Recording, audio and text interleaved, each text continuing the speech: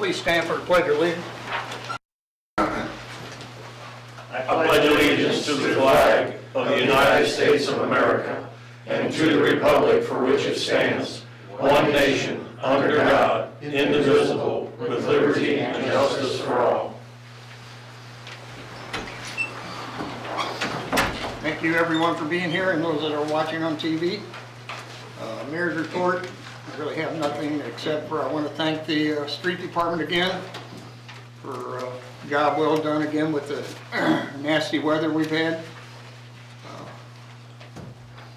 The guys work around the clock to get that done to try and keep us safe. City Administrator? Yeah, we've been super grateful, thankful that none of that turned into ice, that we had any power outages, so that was a huge relief. But yeah, thanks to all the crews that did that. I have some good news is our airport grant that has been, has not seen any movement for about a year and a half from the state. I just got word that it is moving again. There will be a bid opening in May, and they hope to start construction in June, and that's on the new taxi lane and a new apron. So I was really excited to get that news. That was that 90-10 grant, and the Airport Commission had secured a sizable donation to cover the bulk of that. So I'm really glad to hear from them. There's also another exciting thing coming up here shortly. There's going to be an opportunity for a property annexation into the city limits. Although it's not a big secret, I'll let this person break their own news, but as soon as they fill out the paperwork, which will be shortly, then it will be a matter of public record. But this annexation is going to involve their desire to build either townhouses or an apartment building. So that's super exciting, and we will obviously keep you up to date on that. The pre-construction meeting that we had last week with the engineers and the contractor for the cure-in-place pipe replacement program, that was canceled last week, so that'll be moved to this week, and then I'll have a better timeline for you of when that's going to happen, because there's a lot of staging that goes involved in that. They said they have probably 7 big pieces of equipment, when they start doing that. So I'll have a better timeline for you. I think we're going to meet with them on Wednesday when our engineer comes here after our staff meeting. At that same meeting, we're going to work with our engineer on street planning. The projects that we need to get done before the end of the fiscal year, and then start outlining the projects for next year in conjunction with the water line replacements. And I'll steal Dave's line. He always says, reminds us that it's the pay-as-you-go program. So we have to be pretty strategic to make sure that we have enough funds accumulated to do certain projects at certain times. So it's always a little bit, a little tricky, but we're gonna be working on that. And of course, all the departments are working on their budgets currently for the next fiscal year as well. I wanted to remind everybody that the $1 a year gas meter increase fee is appearing on this bill, the one that's due March 15th. That is back from 2018 when that Board of Aldermen voted to increase that. It went from $3.50 to $8, and then we revote every year when we do the budget in June to continue with those initial wishes to increase it $1 a year until we get it to $18.50. So we're at the stage where it went from $11.50 to $12.50, and that's going to show up on this bill, and that is the gas meter fee increase. So I think that's about it. Some meetings that I have going on this week. State Emergency Management Agency, SEMA, of course. They're doing a flood study review, and they have a meeting here at City Hall tomorrow with myself and Chief Walker and some of the other staff.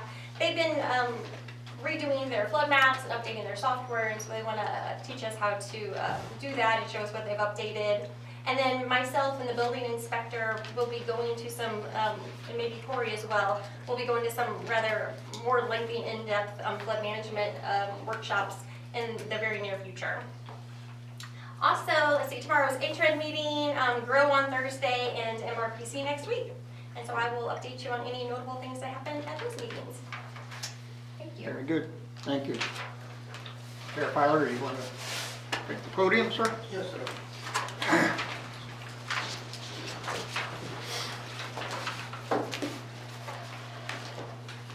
Ready? Good evening. For those who don't know me, my name is Sheriff Scott Ireland from Gaston County Sheriff. I want to start off by saying thank you for having me here to explain the countywide law enforcement tax. Tonight is going to be an informational. I'm not asking the board to approve it, disapprove it. Everybody has a right to vote yes for it. Everybody has a right to vote no for it. I'm just telling you the facts of the law enforcement tax, why it's on the ballot and where the money's going to go, and what I plan to do at the sheriff's office. On April 5th, I'm asking the citizens of Gasconade to approve and vote yes on a 1/2 of 1% countywide law enforcement tax that is going to go to the sheriff's office and 5 municipalities in the county. We divide that by 75% of the tax revenue will go to the sheriff's office, and the 25% will be divided up amongst the 5 municipalities by the population in the county, and the population we went by was the MRPC numbers of the population for the municipalities.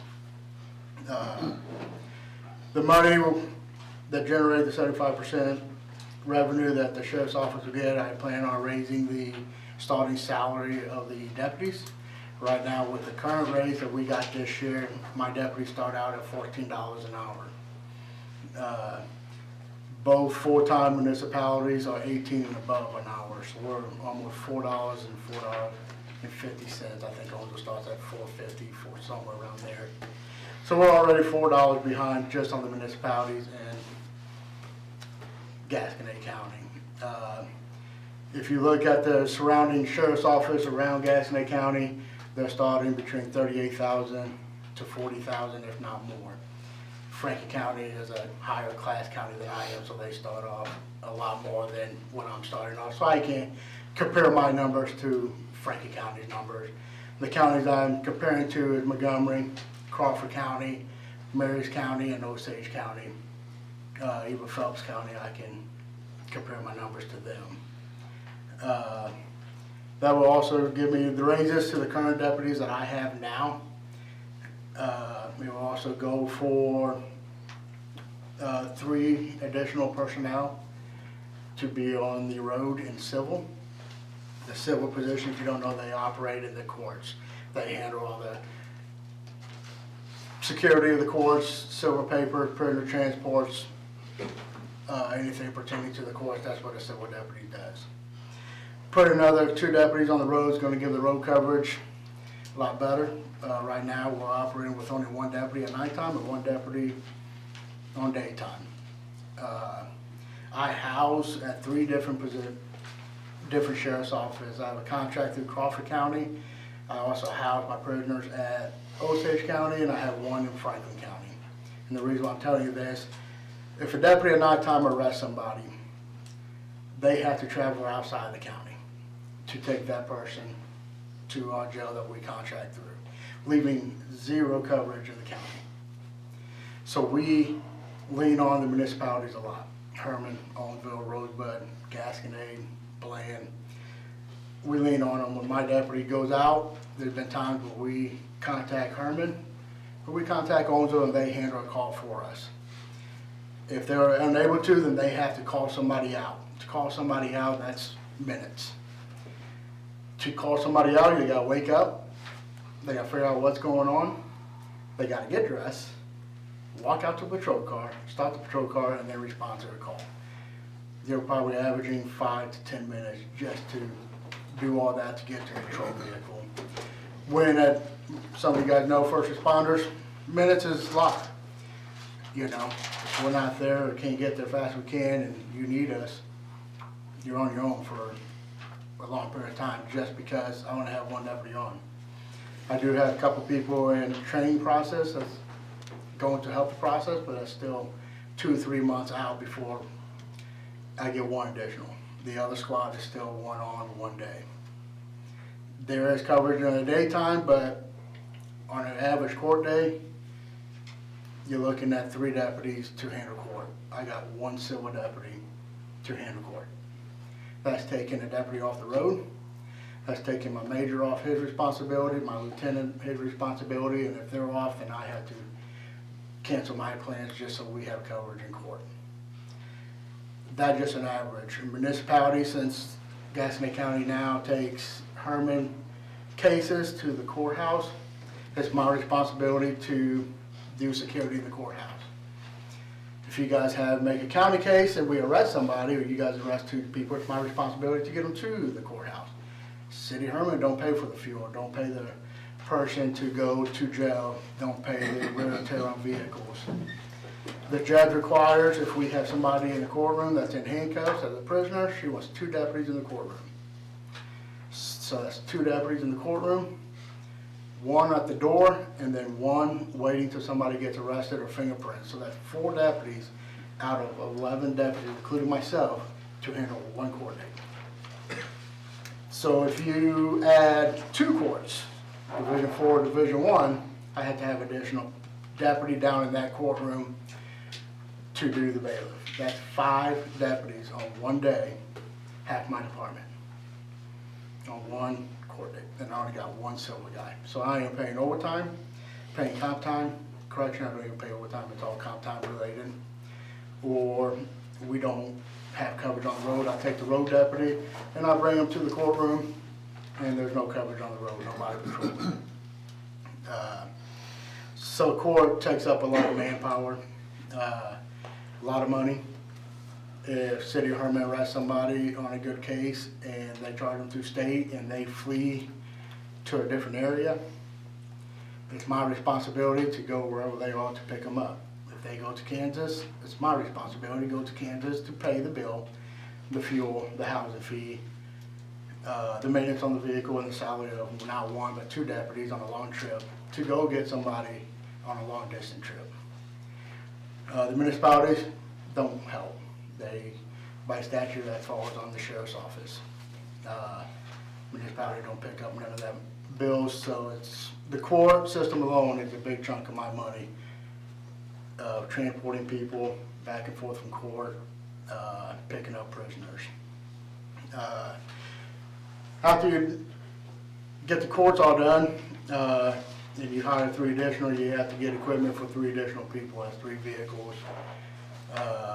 uniforms, radios, bulletproof vests.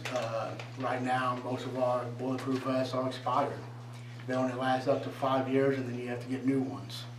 I don't have the budget to buy new bulletproof vests. So hopefully we're working on different ways to get them. But the grant process is you flip a coin heads or tails, and you may get the grant, you may not get the grant. So when we hire a new deputy, I bite the bullet and I get them a new vest, because safety to my officers is the very first priority thing. I want to make sure they're safe. Money is not an option. When it comes to my deputies being safe, I will spend the money, and the county will have to figure out where to get that money. But safety of my officers is #1 priority, period. Upgrading old equipment. We got cars with 200,000 miles on it. We got portable radios that don't even work. You get away from the patrol vehicle, the deputies can't even talk to communication. They're 15, I think 15 years old, our portable radios are. A lot of deputies don't even use them, they just use a cell phone, because they know once they get away from the patrol vehicle, they can't communicate with dispatch. And the most one radio are very, very expensive. We're working at different radios to try out to help cut the cost. Don't know if they're gonna work with our most one radios or not. That's a trial and error. We just got a grant for 2 of them, so we're gonna see if it works. Besides buying equipment all at once, like we have been since I became sheriff, I want to rotate equipment. I want to buy new equipment every year, kind of keep them rotated. So we're not in a predicament where we need 15 portable radios plus a reserve fleet, 20 radios at $8,000 a piece. I don't have the budget for it, and the Gaston County don't have the money to buy new radios. if we get this tax to pass, I can get it where we can start rotating out equipment and keeping the deputies safe, where they can communicate with other officers, dispatch. That's a priority. Training and training equipment. Each officer has to do 40 hours a year. Each officer has to do 40 hours a year by post, by state law. That comes with training equipment, taser cartridges, DWI stuff, any equipment, just ammunition itself right now. You know, we have to qualify every year, and you know how hard it is to find ammunition these days. And they're outrageous, so the ammunition costs skyrocketed. So that's additional cost.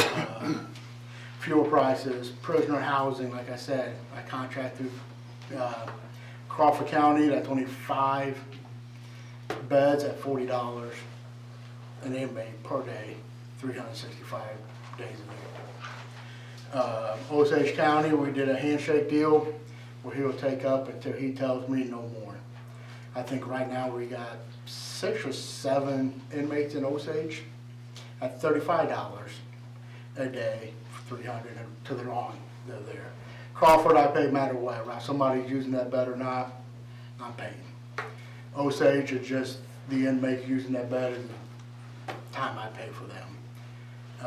Franklin County is just one inmate that Osage County could not handle. Crawford was forced, so I had to ship her to Franklin at $50 a day. And she's been in there, I think, for 2 months now, and don't see any time soon she's getting out because she's on trial for homicide, so. Fuels keep going up, the housing bill keeps going up, the building upgrades.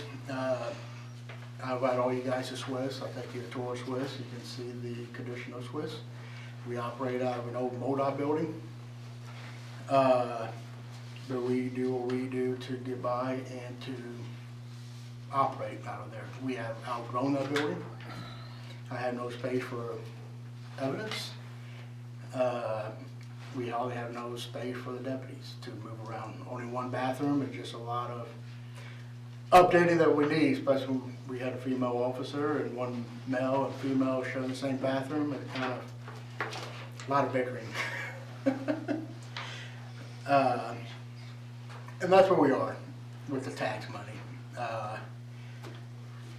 The reason why I did the 75% to 25% is because Gaston County is so far behind compared to everybody else around. And that's the reason why my advising team, that's the way we did it. And that's the way I presented to the commissioners, and they agreed to the verbiage that I presented to them. I presented multiple verbiage, and multiple verbiage got denied. So the last verbiage I presented to them, the last the commissioners agreed on, and to get on the ballot. So now I'm just asking the citizens to vote yes to get the pay that every officer in the county deserves. Municipalities and county deputies deserve better than what they have. I'll take any questions or any concerns. What is your goal for pay, by hourly or annual salary or? My starting pay, if tax passed, the starting deputy would go to $40,000. That's with no experience. If they have experience, we'll probably add, you know, whatever we agreed to that time after the tax pass of how we're gonna do that. Some agencies, they have a different pay scale than I do. We discussed the pay scale, but we have never said exactly what the pay scale is gonna be until if we know the tax is gonna pass or not. But as we agreed, the starting deputy salary would be $40,000. Everybody that's with our department will get a $10,000 to $12,000 raise, depending on their experience. If they're freshly out of the academy and they're with us, the guy that's been here that has 15 years experience is gonna get a more raise than somebody coming straight out of the academy. So that's Based what we upon are. 50-hour work week or 40-hour? We worked 168 hours a month is what we are scheduled to work. 12 hours a day, a swing shift, just like the city of Herman. We work the same schedule of Herman, same schedule of Owensville. the same rotation, the deputies work the same rotation of Herman and Owensville, so they know each other. Unless somebody gets swapped or less manpower or not. I'm down one deputy so far, right now, with 0 applicants. I know Herman's down 2, Owensville's down 3. At the last speaking I did in Owensville, a guy asked me, how will money help? How will money attract people? And I tell him this, I go down to a law enforcement academy and to try to sell Gasconade. Come Gasconade County, come Gasconade County. I got the best equipment, I got everything. But I only pay $28,000, $30,000 a year. No, okay, thank you. Osage County comes right behind me. Hey, I got the best equipment, I got everything. I'll pay you $40,000. Which one would you go to? The $40,000 one, right? I wouldn't. You know, my deputy comes right now. Any of my guys that's working right here can quit today and go to McDonald's and get paid almost the same amount. Can go to Osage County and make $10,000 more. Can go to Marys County and make $10,000 more. Can come to Herman and almost make $10,000 more with the overtime and everything. $18, I don't remember where actually Herman, what is it, about 38 something? So, I mean, you're looking at $8,000 to $10,000 difference, but they get a lot of overtime. When I worked for Herman, you know, I made over $40,000 just because I had overtime. My guys don't get overtime. They get comp time. What comp time is, for those of you guys don't know, is that's time that's on the books. And if you only have one guy, and the night guy wants to take a comp time, guess who has to cover that shift? Somebody else, which is gaining comp time. Because you have to fulfill that position so you're not short staff on the road. What So kind of that- benefits does the county offer? Loggers? If you're single, great. If you have a family, horrible. I don't have the numbers. I'm married and I don't even do the family because I can't afford it. And I get paid more than my deputies. There's no way I can afford it. If you're single, it depends on what plan you have, it's great. Our retirement system is good. I think a tier 5 or something like that through loggers and serfs, so our retirement's good. Our retirement's better than the city of Herman when I was here, so that aspect is a bonus. But once you get a family, I can't get them here. And I would like, if this tax passes, to help with that. Is to help my deputies pay some of that high cost of insurance. But as a board, and I know the commissioners, and I know you guys probably would too, it's not fair across the board of the rest of the employees of the county. It's not fair for me just to pay for my guys and the other employees in the city or the courthouse gets to pay the high family cost. And I get that part. It's just an argument that I have to have with my commissioners if this tax passes. Scott, Sheriff Eiler, you're a good man. Thank you. You were a great officer. You're a fantastic sheriff. You and your guys have been doing an amazing job compared to what we had. I mean, I guess maybe the bar was set a little low, but you're doing a fantastic job. As far as I'm concerned, you be sheriff as long as you're dumb enough to actually want the job. Thank you. And I realize that funds are a problem. You need funds. I mean, that's not a question. It's not even an issue. I mean, we all know it. We do too. If you remember when you were running for sheriff, I asked you if you were gonna try and run a Proposition P. And if it was done correctly, I would try to help. But I have no doubt that if you were the sole author of this bill, that it would have been done differently. But as you said, you had to keep taking it to commissioners, and they had a lot of input on this, and there's some real problems with this. What is your current budget per year? My current budget with everything said and done. I have it wrote down. You don't have to be exact. I'll be exact, Dave.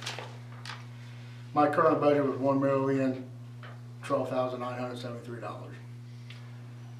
That's everything. That's not out, that's operational to operate the sheriff's office was like $799,000. But then you have to add Swiss and other stuff to it, so right over $1 million. And how much of a boost will you actually get out of this, Out of, to that budget? to that? Yeah. Well, I'm hoping for everything. The county isn't going to keep any of your current funding. That's a year-by-year discussion, Dave. That's just like, And that's, see, Scott, here's the problem. Collectively, the rest of the law enforcement agencies in the county are only gonna get a quarter of this money. And these are the people that are paying this tax. The division of the funds doesn't seem right to me to begin with. But, nowhere in this does that lay that out. Where the money will go, what funds will not be available for you guys. You can end up on the wrong side of this if the commission decides they would take away enough funding from you just to cover this. You could end up with a zero growth. Nowhere in the bill is there a guarantee of if or even when these funds will be allocated to us. Nowhere is there a provision for a drop in tax revenue if that happens. You know, will that cut allocations across the board?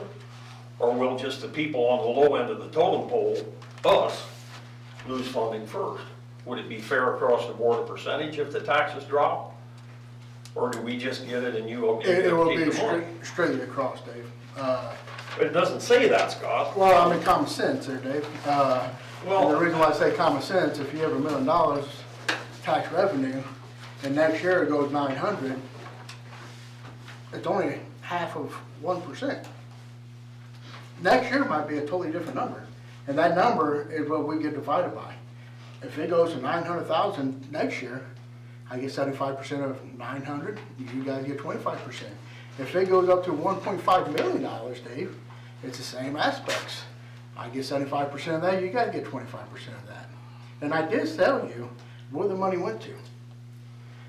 What you're saying is, as a board, if this law enforcement tax, will you cut the city of Herman's budget?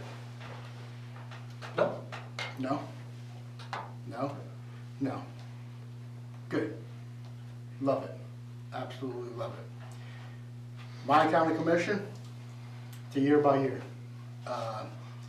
They did not guarantee, and that's something that the commissioners, that you guys should ask the commissioners, will it cut my budget? The citizens need to come to the commission meetings and ask the county commissioners, I want to vote for this, but I don't want you to touch the sheriff's budget.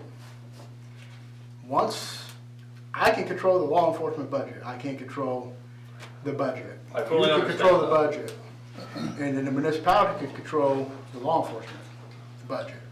If the law enforcement tax is down, or general revenue tax is down, they're not just gonna cut my budget, they're gonna cut every elected officials, just like the board of Herman. If your guys' sales tax are down or general revenue is down, you guys cut budget somewhere to make up that revenue. And that's the same goes for this. Maybe I should explain, Scott, it's not your integrity or honesty that's being, I'm bringing into it here. This is beyond, it's beyond your control. There's other people controlling these purse strings. Then I think that you, as a city of Herman board, should go to a Thursday commission meeting and ask them.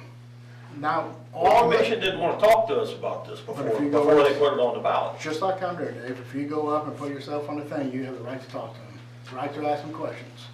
But not one time in my short time here have citizens actually gone to the commissioners and confront them face to face. Everybody wants to hide behind a computer screen or anything, but they don't want to sit up in front of you guys, in front of the commissioners, and ask you guys tough questions. I don't know if they're scared or intimidated, I don't know. And I get your point. All I do is fight for my guys. And if the county commission cut the budget more, say they cut it in half, they'll elect it, Dave, just like I am, just like you folks. I will throw them out on Facebook, and I will let the citizens know what they did to this tax. And vice versa, just like you guys. If you guys would have cut the Herman, and I was hoping Chief Mullen would do the same thing, because you guys are elected, just like I am. If I misuse the funds, guess what? you guys ain't gonna vote me in. They're not gonna vote the commissioners in if they misuse these funds. Will they cut it? I don't know. I talked to a couple other sheriffs and they say yes, they will cut it. To extreme, that's a battle. That's a battle that I will fight for. And I will fight for my deputies. I will fight for the money that you guys voted in. It's my job to do that. And it's your guys, as citizens, to go to the county commissioners and fight for it. Follow up what David kind of mentioned, because I could foresee that, you know, and you stated, I think this is going to be reviewed annually, the sales tax, and then. Every year, it will be different. It's not gonna be a set. I know the dollar amount, but what I guess I'm looking at is 75-25 right now. Could a year from now, upon review, the county commission change that to an 80-20 or 90-10? No, not without running a new. Once it's voted on, that's the way it is. I rumor, you know, how those No, are. it will stay like that. Would do that. Unless, you know, that 5-7 years ago from now that we realizing, hey, where we are, we got money coming out of our ears, then I can go back to the citizens and amend that and ask for another vote to say, hey, you know, let's change the percentage a little bit. But I mean, that's way down the road. And What's the money that you anticipate this tax generating? I mean, it's year by year. I mean, I could tell you what 2021 would have brought in. What's that? That's $1,122,323 and 82. Or $323.82, and that's public knowledge. You can go up to the courthouse and get that. And that's what the book closed, or what a half cent was brought in. But that 75-25% doesn't hold in all situations, not according to this document. What do you mean? It says, if municipalities pass a citywide law enforcement tax, they will forfeit their percentage and their percentage will be added to the Gasconade County Sheriff's Office. That means your percentage goes up and everybody else goes down. If we were to forfeit our money and keep it 75-25, the rest of the municipalities should split that money. Instead, it goes back to the Dave, I county. think you have an old one. This is the information I was given, Yes, Scott. we will probably have to, because it says sheriff's office, and I'll probably have to contact the thing. I thought we changed that wording in there. Our attorney said that I cannot take that money. You can't. If you forfeit, if Herman, I won't even use Herman. If City of Rosebud decided to, hey, we don't need that tax money, it goes back into the 25% pool, and that year I can give portion to Herman. I can get half of it to Herman and upgrade and do their stuff. That has to stay in the 25%. That City of Herman decides they don't want the money that year, then that don't come back to my budget, that stays in the 25%. This is signed by Larry Miskell, Correct. Jerry Larimore, and Jim Hall. That's not accurate. The way that I got in the meeting with the attorney, that says that it will not be forfeited back to the sheriff's office. It's dated 30th of December 2021. Yes, So it's 2 months old. and I thought we'd change that. I know David had mentioned too, and I know there's some discussions, and I know it's based upon population. And I did my research too, I've known for doing that. The municipalities you mentioned, Herman, Owensville, Rosebud, Bland, and Gasconade, within the county of Gasconade, those municipalities are 40% of the population. So instead of a 75-25, if you want to use population for one, would it not be good to look at a 60-40 split instead of 75-25? We looked at many splits. Well, that would be When I ran this. using your terminology of by population. I don't think it's his terminology. Well, he's presenting what the county. Yes, I understand. So that's why only question there, I talked to Mr. Miskell about it. I'm not gonna debate the percentages, but I like to play numbers equally. If we talk about population here, we should talk about population there. which it is. I mean, it goes by all population. Well, that's what I'm saying, though, If the you take- population is Yes, if you take the 60/40. whole population of all each municipalities, it'll come up to $46.32 per citizen. And you take that 46.32 by citizens, and then you times that by how much population Herman is, how population Owensville is, and that's where we get our money divided amongst each other. But you're talking about population county-wide versus the incorporated cities versus the unincorporated county. And so, yeah, I agree, that would have been a split of 60/40, and had it been done that way, that would increase what the city of Herman is getting by $54,700, based on that $1 million estimation of revenue. And actually, if that had been done, this bandwagon, I jumped on it a long time ago. Do what? If that division had been what went on this ballot, I wouldn't even be questioning any of this stuff. It's just that I just feel that I think it could have been done better, Scott. I know you didn't do it. I'm not even trying to imply that.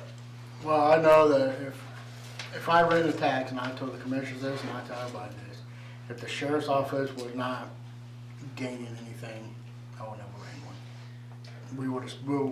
We are a sinking ship.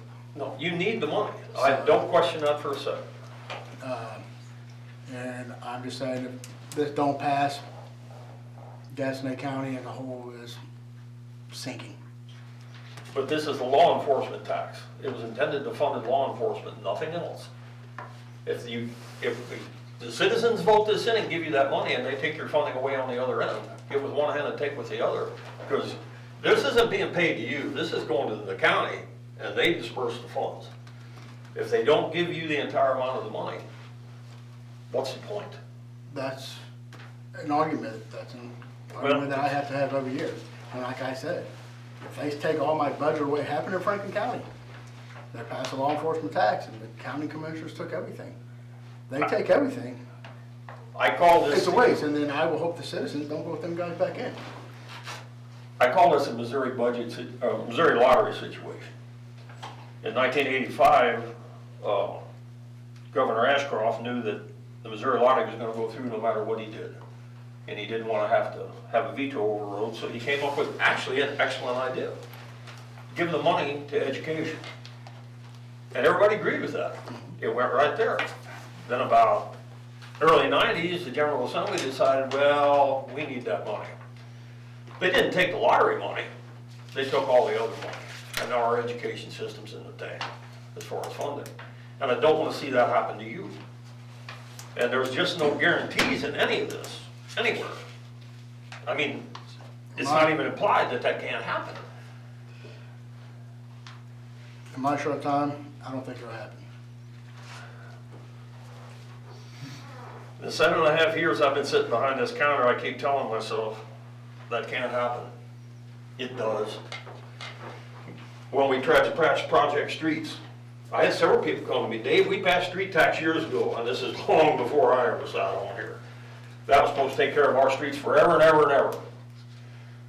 Probably should have, except that the people on there at that time decided, well, now we have this money for streets, we don't need to allocate this money. And once that money's taken away, it doesn't ever come back. It gets allocated somewhere else, and it's gone. And, like I said, I want you to have the funding, I want us to have the funding, I want everybody in here wearing a badge to get a good raise. I'm just not sure this is going to do that, not in the long run. I'm not going to tell anybody to vote against it, Scott, but I want everybody to know what they're voting for. Absolutely, and that's the thing, and I respect your decision. I think if it does pass, all my guys will get a raise, and plus the municipalities.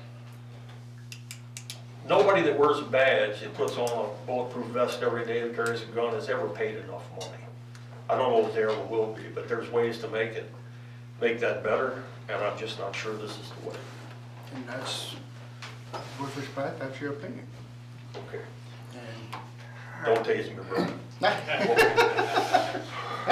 I'm just saying, it's, everybody reads it different, so. We need to move on. I just want to say, I agree with Dave. I know you all need the money. we need the money. I guess my one question is, why should the citizens of Hermann, Missouri vote for this? What benefit do the citizens of Hermann get from the tax for the sheriff's department? I mean, I know you do the courts and you do that stuff with the prisoners, but if, you very seldom do your deputies come into the Hermann venue to do any police protection, correct?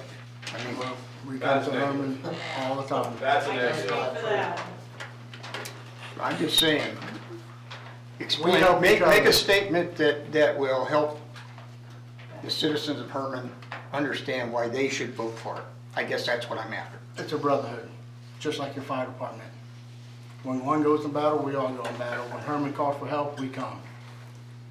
Whether it's one guy or 3 deputies on, we're coming. Rather we're in Redbird, rather we're in Herman.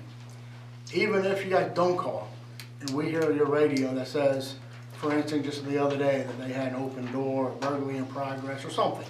I don't know the nature of the call. My deputy was on his way up there. He wasn't even close. He was close to Herman. Heard on the scanner and knew there was only 1, maybe 2 officers on going into a call. They went there. He was the only deputy on. Now, reverse the tables. That deputy was in Gasconade by himself. Nobody's coming. Just him, unless he asked for Herman's assistance. Okay. Then they'll come in a heartbeat. Not one time a city of Herman officers denied help, denied coming out to us. They helped us in Gasconade when I worked there, and they will continue to do that as long as the board approves it, and I would hope you guys will never change that. Right. Because I we would come, we I patrol. understand that part. Do we patrol Herman? Not our job. That's city of Herman's job. You guys pay officers to patrol these. I got enough area to patrol. My deputy should not be in Herman just patrolling Herman with a Herman cop and leaving the Gasconade County all by itself. But we're a team, we work together. And we appreciate that. If we're close, we'll help them. Okay. Hey, Pops. May I? Scott, I addressed this question to you before, and there's nothing that can be done about it now, but I'm really worried about the voter confusion over the ballot language. It literally doesn't say anything about it being shared among the cities. By state statute, that has. But it could have an explanatory statement in here, and your attorney is even quoted in minutes from December, the county minutes, saying that the ballot language is statute specific as to the wording, but an explanatory statement can be made if desired to let the voters know a portion of the proceeds collected will be used to support local law enforcement within the city governments. The ballot language just simply says, shall the county of Gasconade impose a countywide sales tax of 0.5% for the purpose of providing countywide law enforcement services for the county, yes or no? I'm really concerned people are going to be confused because it doesn't say anything about that it's guaranteed to go to the cities. And then your attorney goes on here to say that there's going to be some intergovernmental agreement needed between the county and the cities, but that they haven't even drafted one. And so we don't even know what that's going to say. And one thing he says in here that he's suggesting that there could be a not to exceed clause. He said it's safer to use a percentage to be distributed not to exceed a certain dollar amount. So they're saying that, if you make more than $1 million, then we're still only getting 25% of $1 million. They could say not to exceed. Oh, is that true? So there's really no assurances for the city, I guess? I invited all the board on a Thursday meeting at the county commissioners. You can ask the county commissioner and the clerk why it's happening. I didn't, the county clerk didn't have any more information.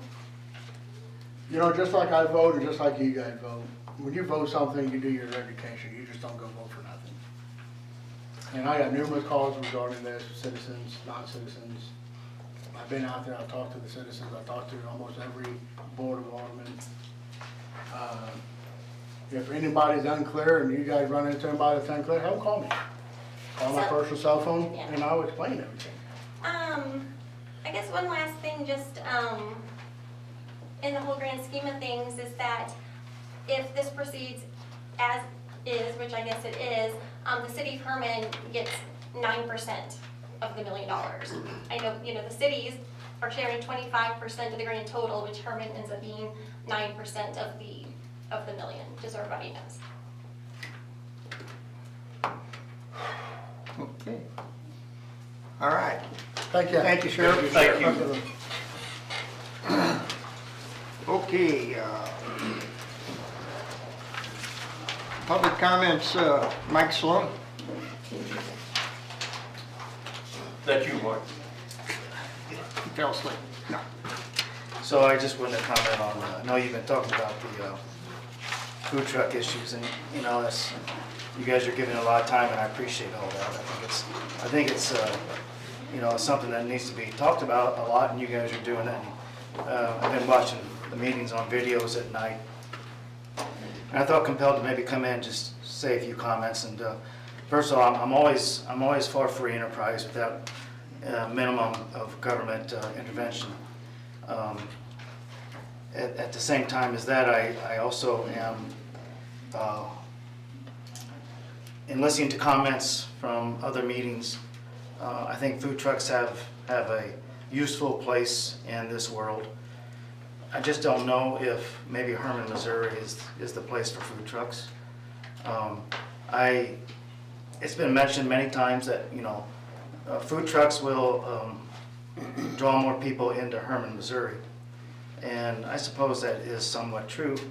But I also know, being in a retail business for almost 55 years, that the draw to Hermann is the flavor of Hermann, Missouri. And the flavor of Hermann, Missouri is a lot of different things. I don't think food trucks is one of those flavors. In fact, I think people pass hundreds of food trucks in other communities to get to Hermann. Now, having said that, I think food trucks are valuable for our local people. I think they would absolutely support it. And I was thinking that perhaps there could be a food truck night or a food truck 2-day event or something per week. And also, I believe that during the festivals, particularly Oktoberfest, I have no reason to believe that every Oktoberfest is going to be bigger than the previous Oktoberfest.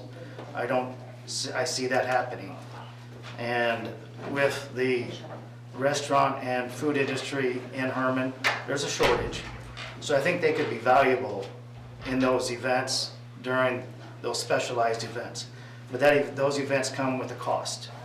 And I think if they want to have the privilege of selling their food items in Hermann, I think structured of a license of $400 a year or something per year, make it easy, don't make it per event. If you make it per event, it just adds more workload to the people trying to calculate the permits. Keep it simple, one cost per year, allow them to come in at designated areas. The other thing that happens from experience is that, I've seen this firsthand. Last October, food trucks on First Street, and as a food establishment, we regulate a lot of things. And one of the things that we have to regulate by law is consumption of beer going out the door or folks bringing beer into a food establishment. It's against the law. So we monitor that, and it's usually me and another person at the door, and it's just nonstop. It's just nonstop.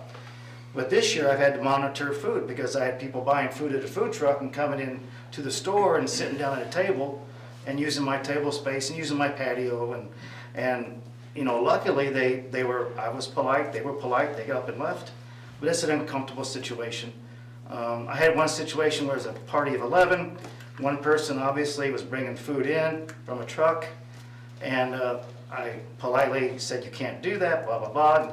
And the other 10 people in their group chastised that person for doing that. They actually said, we told you not to do that.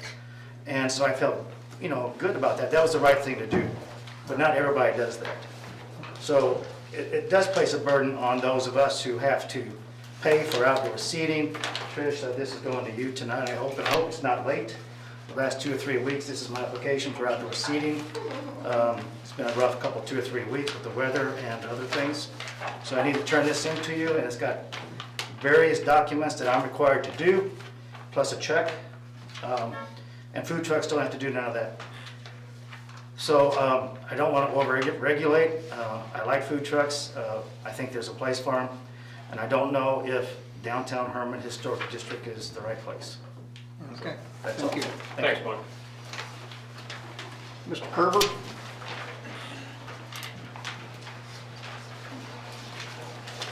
My name is Robert Kerber. I live in Herman, taxpayer, citizen, and resident. I live at 124 East 2nd Street. I want to thank the board for giving me a few minutes here to talk. I appreciate it.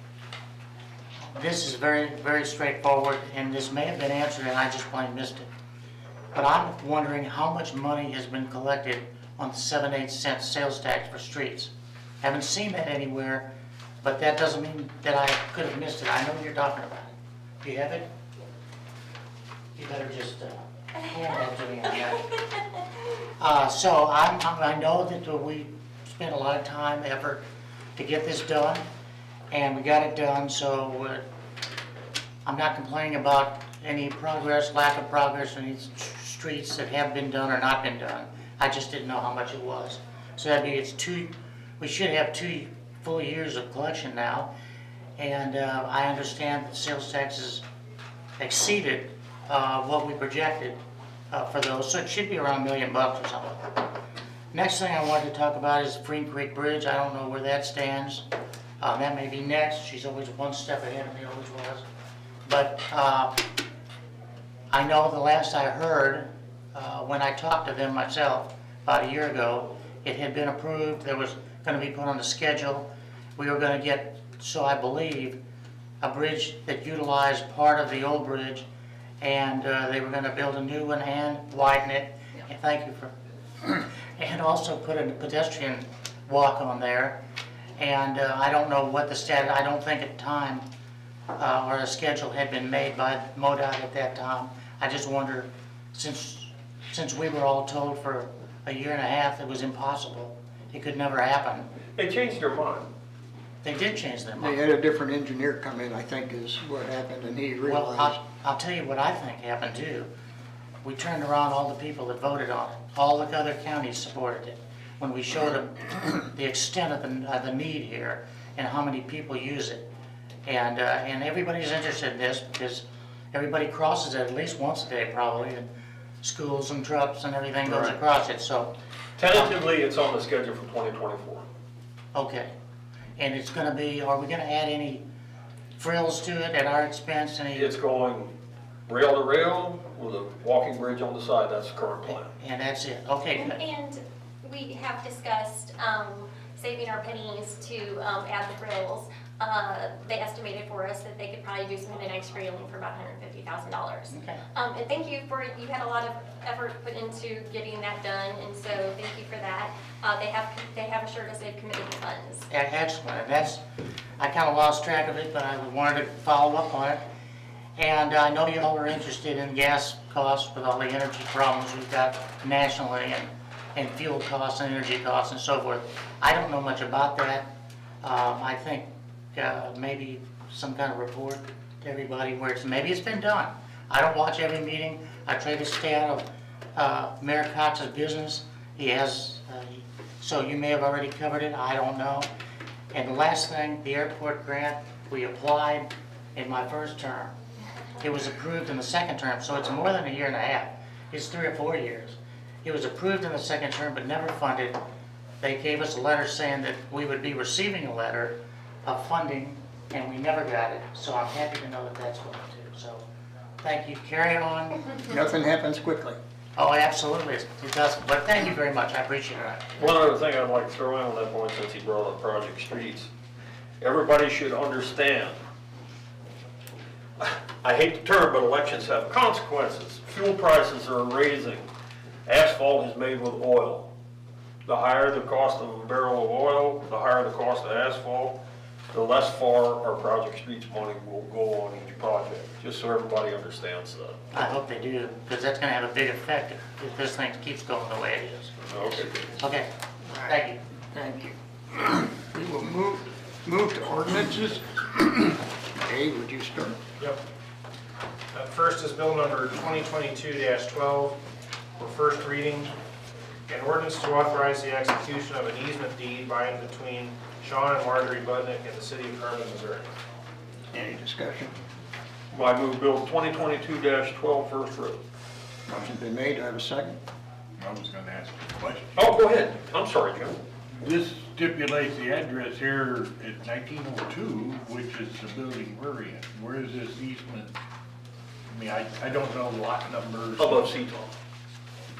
The upper end of Seton, well, Okay. The address that you put for what they call the grantee and the easement is just their home address where they get mail. So that would be here.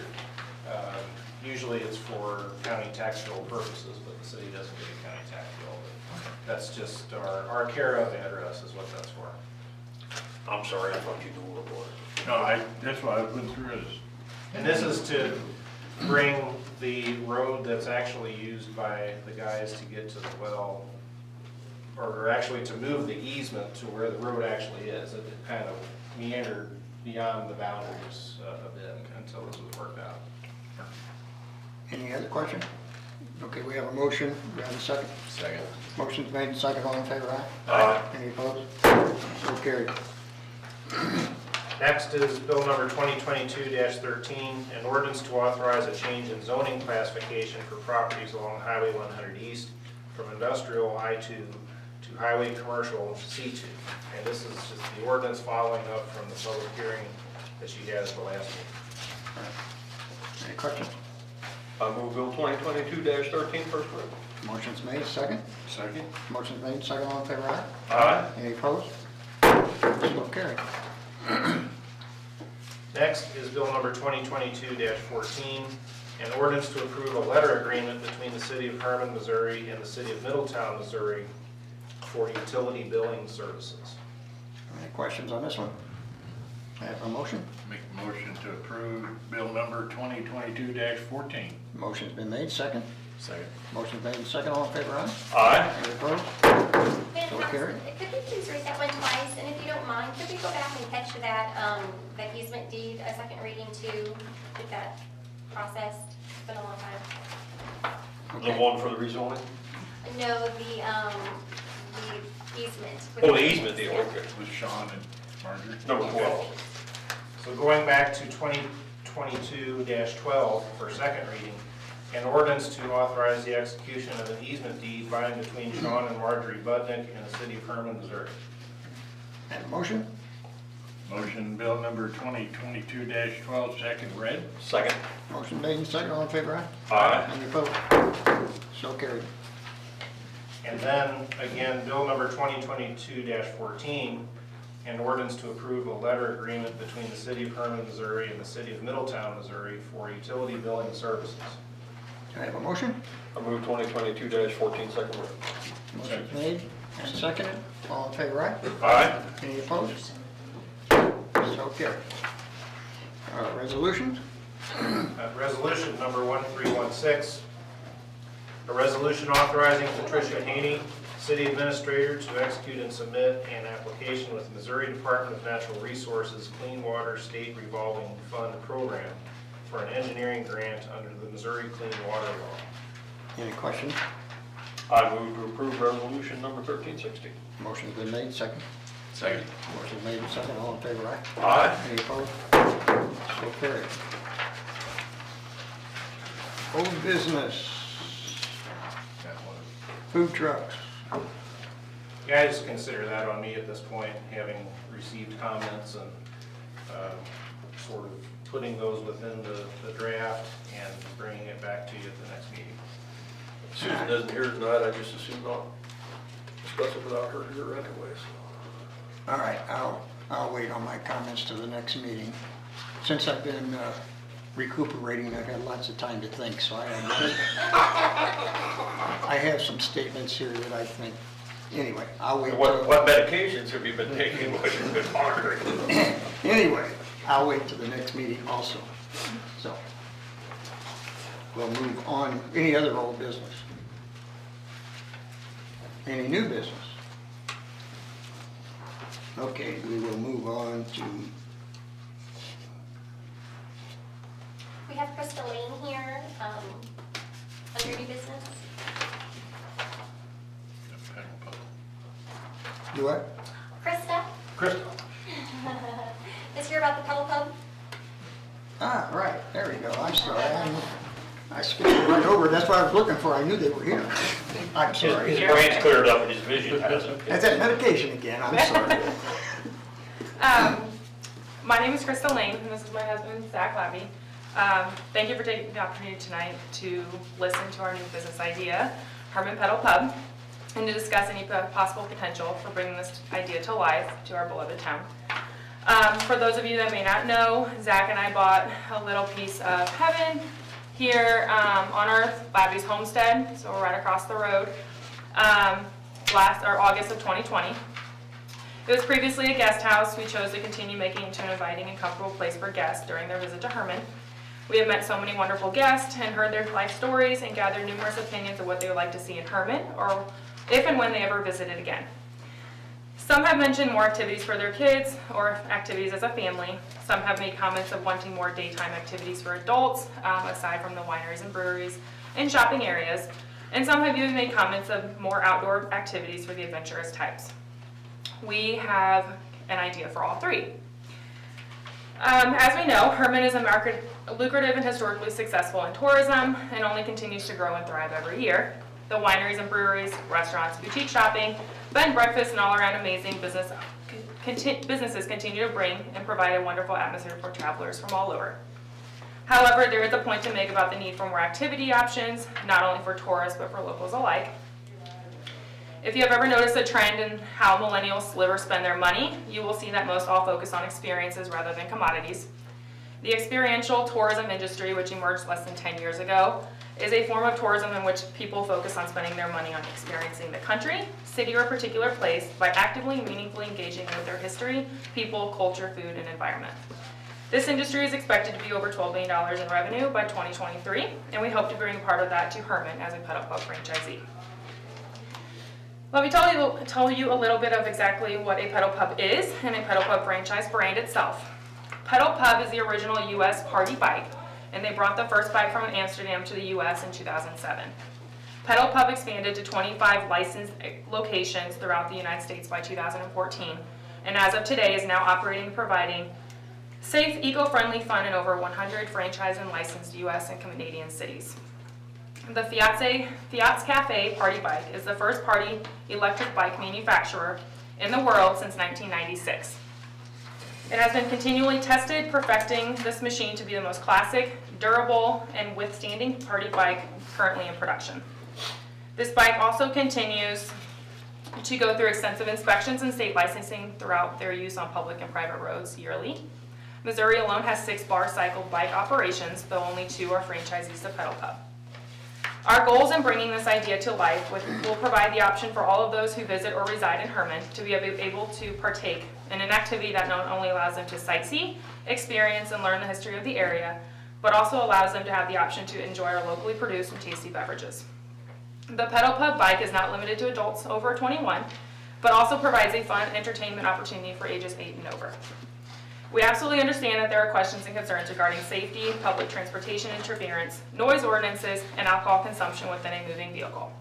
And we intend to equip the bikes with every possible add-on feature for those concerns of safety, such as seatbelts, backrests, and so forth. As well as all of our pilots will be required, and also known as drivers, will be required to go through extensive training and become certified through the pilot certification program. A program established to further ensure our operations are following safety and traffic regulations, how to handle instances involving drunkenness or disorderly behavior, and how to interact with various types of people and personalities. We have tentatively established several routes to choose from for those with particular goals or age appropriate in mind. For example, history tours, bars and brewery and winery tours, scavenger hunts, and more, with the hopes of working together with other businesses to provide an exciting and unique experience for customers all around. Taking into consideration to avoid residential areas, avoid high traffic or high speed, roads to the best of our ability, and keeping upbeat, clean music genres on the bikes at necessary decimals to not interfere with or disrupt nearby businesses or individuals. Although the bikes go up to 3 to 5 miles per hour, we want to ensure we are not impeding the flow of traffic or stopping anywhere to inconvenience others. Of the concern regarding the no open container laws, in or upon public streets, alleys, sidewalks, and more, we understand the city of Hermann has restrictions to open containers, though there seems to be a gray area and conflict to Missouri state laws in regard to public roads or intercepting between state highways. Missouri state laws, from my own research, I have found that they do not have a specific or outlined law indicating it to be illegal to possess alcohol containers within moving vehicles, aside from the individual requiring to be 21 and over, and of course the driver is the only individual unable to consume alcohol while driving, and our pilots will be prohibited from such activities while operating the bikes. We are unsure if this business idea may pertain to the possibility of preemption of local and state laws. Prior to each tour, waiver forms and established policies are required to be signed and discussed by every individual participating to ensure all are aware of what is to be expected during our tours. Each tour would be approximately an hour and a half long, with 30 minutes window between each tour for transitioning between groups. Because the tours are only an hour and a half long, we have established several policies to ensure the safety, cooperation, and liability of our customers while operating. One such policy will include an appropriate number of alcohol beverages for those 21 and over allowed to be consumed per customer on their designated tour. Limited to 5% canned beers of 4 for men and 3 for women, or if they choose to drink wine, they will be limited to 1 bottle per 2 people, or 2 glasses per person for that hour and a half tour. We'll absolutely not allow hard liquors such as whiskey, vodkas, and tequilas, and this is all monitored prior to the tour. No glassware would be allowed on the bikes, and therefore plastic cups or tumblers would be available for purchase. Guests will also be required to bring or purchase water and snacks during the tour. We want all of our customers to be able to not only enjoy themselves on our bikes, but also be able to venture off to another establishment in an appropriate manner. Our hopes to initially operate mid-February through December, weather dependent, with 2 bikes, Fridays through Sunday, the first tour beginning at 9 a.m. and the last tour ending at 10:30 p.m. So last tour would start at 9 p.m. And as we grow, add in appropriate days or times to accommodate the demand. In regard to storage, loading, and unloading concerns, we have spoken with a couple of private property owners within the city limits of Hermann, and if approved to operate, have come to an agreement to rent and utilize their storage and or parking lot as a designated loading and unloading location, as well as parking for our customers. The misconception for a pedal pub is an alcohol-serving bar on wheels that allows individuals to partake in a drunken good time while just driving around. But that's not just it at all. And we hope to have the opportunity to show the community what kind of asset this may bring to Hermann. As Pedal Pub states, we want to create authentic and meaningful memories through a positive team-building experience by offering community members and tourists alike a chance to socialize with friends, partake in a light workout, and tour neighborhoods and cities in an exciting and unique way. Thank you again for allowing us to present this afternoon. Questions? Not at this time. I said not at this time.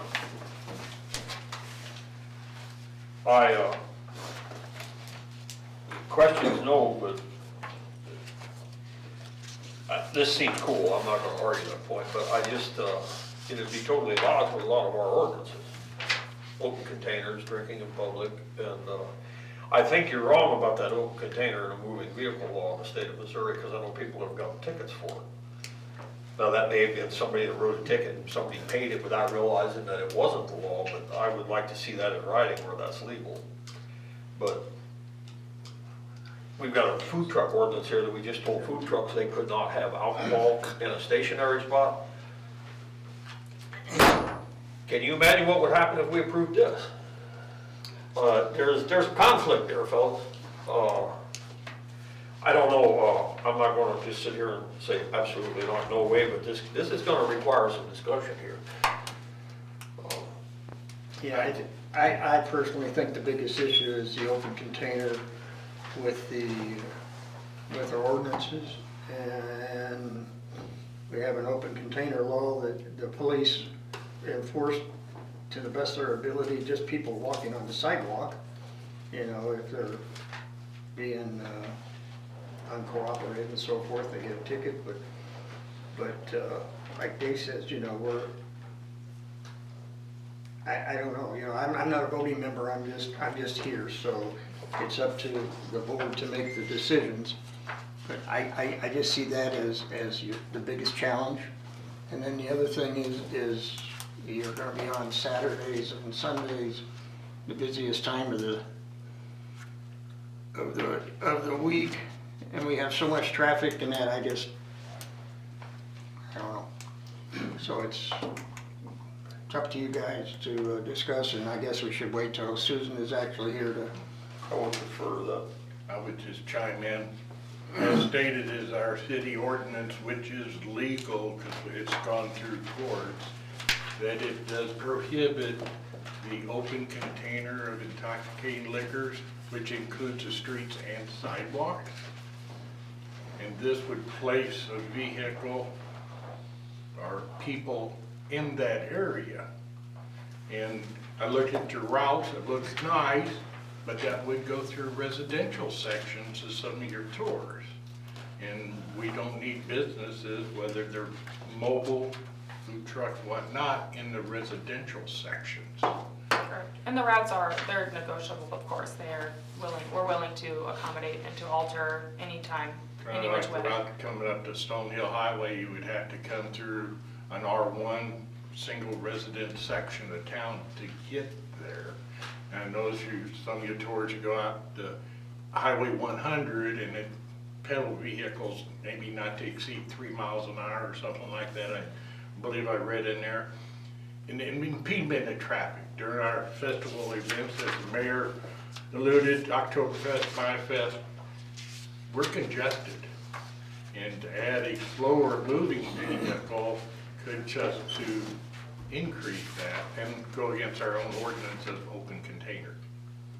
Right, I completely understand. And just to be clear, we're not selling the alcohol. It is brought on and it is confined to the vehicle. It's still We are not. It's still No, I open completely understand. container, yeah, it's, I just wanted to bypass that liquor So- liquor license. We were given this is Nashville's ordinance on this, and that is from June, and I did a little bit of research, and I saw that in December, they actually did away with alcohol on the pedal cabs, or pedicabs.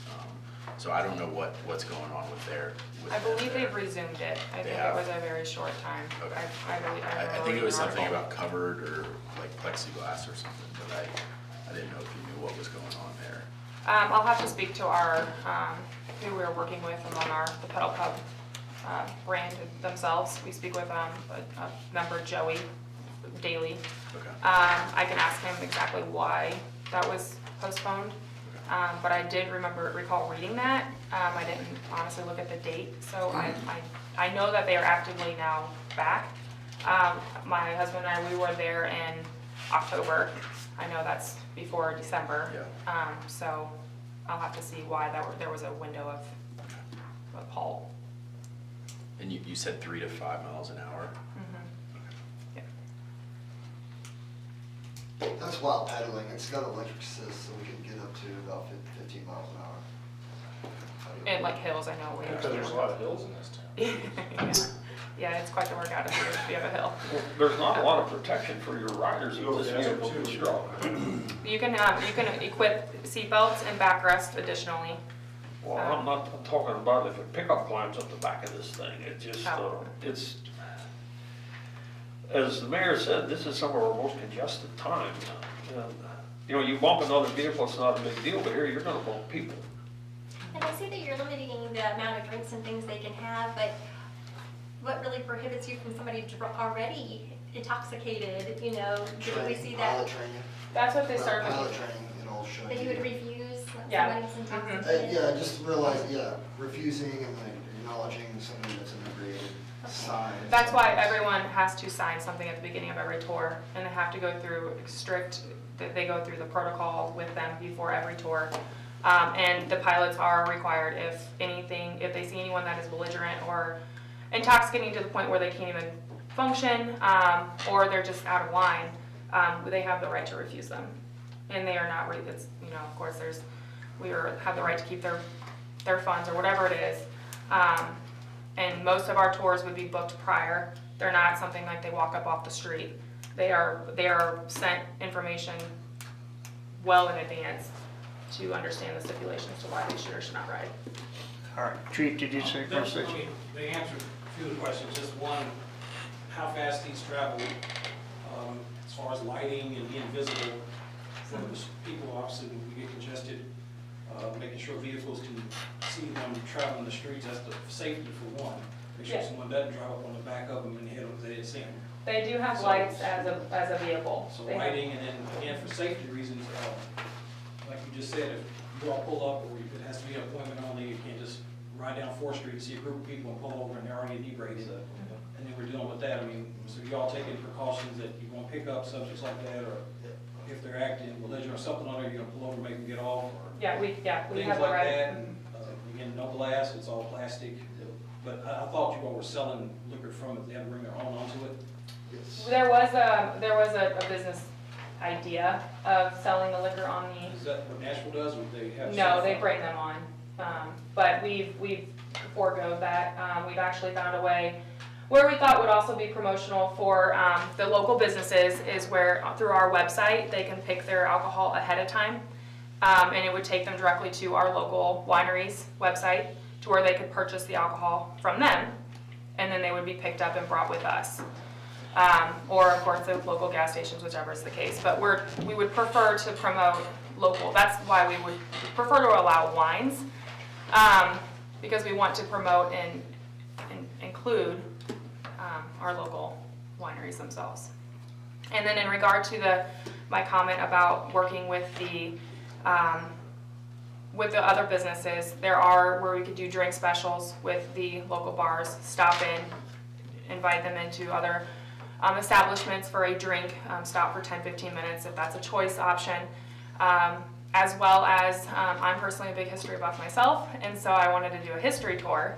I looked up the information for our tours at the White House, or the White House Hotel, and as well as the on-foot tours at the historical locations, George Bear's Cemetery, things like that I would like to incorporate a tour for people that come to town and they like to enjoy that stuff.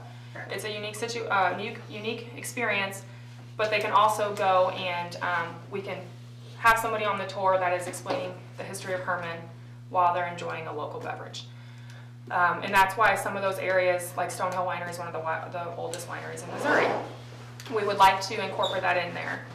Same with the Rotunda, one of the oldest structures. We want to be able to take them there to show them what exactly we are speaking of, and to give them the option if they want to get off and check out their gift stores or such. So. How many does this thing see at a time? 17.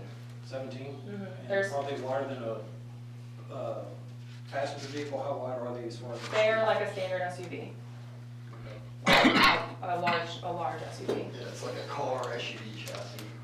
Basically what it is. There are the specs on here. They are exactly. They're 17 feet and 8 inches long, 7 feet and 6 inches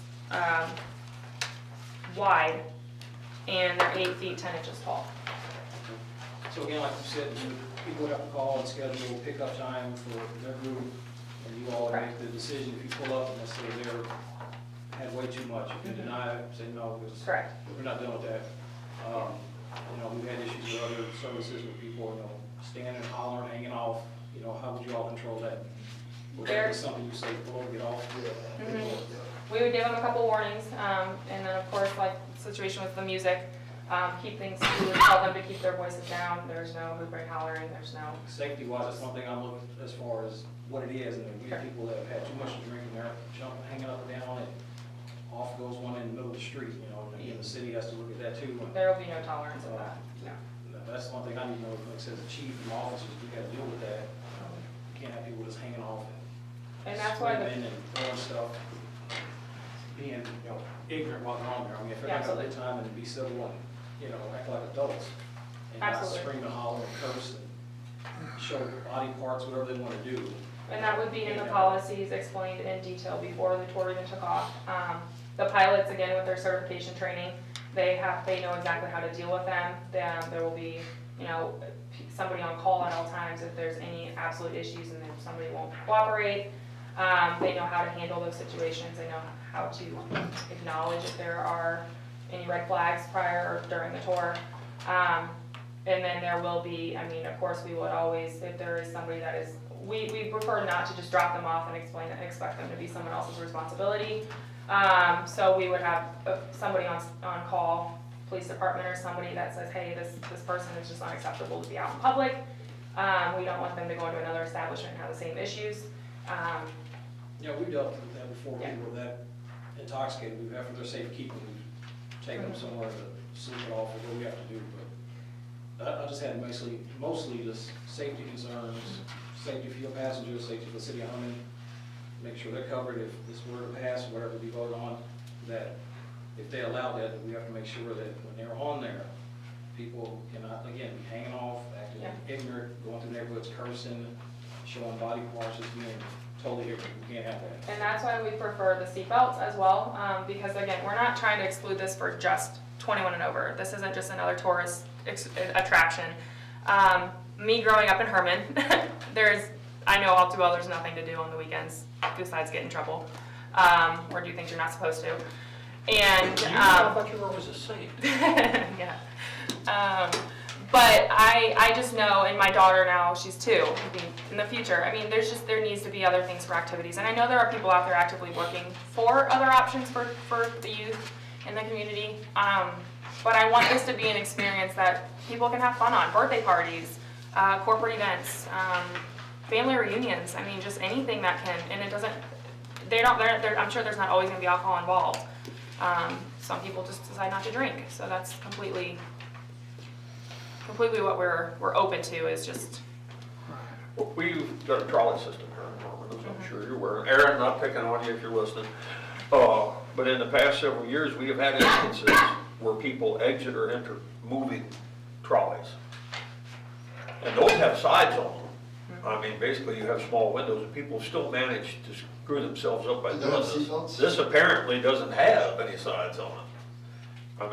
Is there any way to fail safe to keep people from actually doing that? Besides, I don't want to be on here jumping off of it while it's moving. The seat belts, they are required to keep their bottoms in the seats at all times. We're talking about people that are drinking, Krista. It's. And that's where the pilots, there's 1 or 2 warnings and there's no tolerance. It's not a leniency thing. It is it's our liability as well. We have to have extensive insurance on these vehicles. It's not cheap. So, the last thing we want is a lawsuit or any issues involving our business, our reputation as well. So it will be monitored thoroughly to ensure that they can't, even if they're pedaling, they can't be standing up. They are standing up. They have to be in their seats at all times with the seatbelt latched. Where does the pilot sit in this vehicle? In the front? The front, yep, in the center front. It's essentially like a bar, if you can see. I don't know if the photo outlines it. As good as I can see here. But his attention is going to be on the road, not on the antics of the people that are on that thing. So there is what they call, they establish a responsible bartender in the middle where they put their coolers. It's like there's a center area where they can have somebody sitting there at all times. They're the ones designating drinks. They're the ones passing out. And again, these coolers are monitored, so we know what's in them already before we take off. But they're the ones that are responsible for their own group. It's basically, they're your friends and your reputation as well. That's something that we would hope that they can handle. But the pilot is right there. He hears and sees everything. When he's at a stop sign, stoplight, we will be able to, he will be turning around, mentioning or acknowledging the group. But yeah. Okay, I think, like I say, we're an older woman short this evening, and hopefully she's watching on TV to hear your presentation. But I think what we will do is just table this until the next meeting, and I don't think you have, Postpone. Postpone, excuse me, wrong terminology. Medication. No, and I don't think you have to make a whole nother presentation, but I'm sure we need to discuss this, hopefully not as lengthy as we are the food truck thing, that we can come to a decision for you, so, you know. Is that okay with everyone? It's fine with me. I want to thank you for Thank you so much. your time, and then Thank you for yours. that's how we're gonna roll. Okay. Thank you so much. Any other new business?